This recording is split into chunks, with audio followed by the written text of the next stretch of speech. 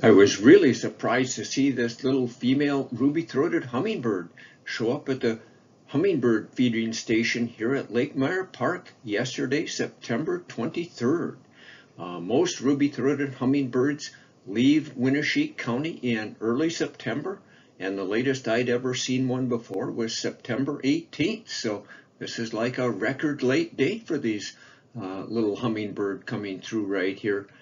By the way, if you do have a hummingbird feeder or hummingbird feeders, it does pay to leave these hummingbird feeders out late until they're really in danger of freezing from the cold weather, the liquid inside. The reason being that any late season ruby-throated hummingbirds, it's one of the few sources of nutrition they'll have. There aren't many flowers blooming now. But another reason to leave it up is fall is a time when some rare hummingbirds can show up in Iowa. The rufous hummingbird, Anna's hummingbird come from the west, and the broad-billed hummingbird from the southwest have all been reported from Iowa in the fall. So it would be a chance to see those kind of cold weather hummingbirds show up here. So anyway, be on the lookout for hummingbirds if you've still got your feeder up.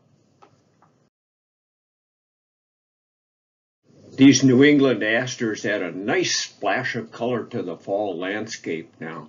Of course, fall is the time when the asters start to bloom, and we're lucky to have several different kinds of asters here in the driftless region. Some bloom in the woods, some in the prairies, and some right along the woodland edges.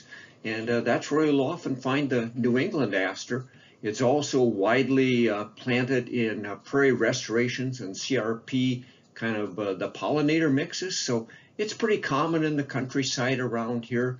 And all of our asters are prime sources, again, of nectar for our late season pollinators. If you look at these New England asters right now on a sunny day, you're likely to see honeybees, bumblebees, maybe even some different types of hoverflies on there. So again, if you're looking for some fall color in your back or front yard, think about maybe planting some New England aster next year. The prime time for finding these big giant puffballs while they're still white out in the woods is probably past us now.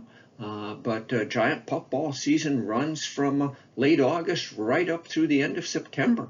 If you're lucky enough to find one of these giant puffballs while it's still pure white like this, and you cut it open, doesn't have any like worm holes in it, and it's again looks like some Wonder Bread inside, you can slice it up and fry it up just like French toast. Pretty tasty stuff. Otherwise, you're likely to see puffballs starting to turn brown out in the woods.